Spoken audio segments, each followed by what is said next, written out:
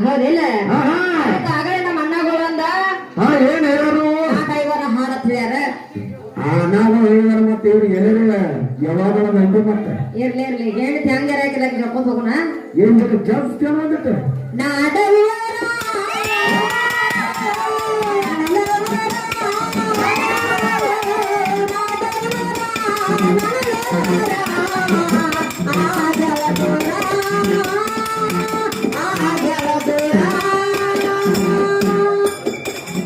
ಹೌದು ಡ್ರೈವರ್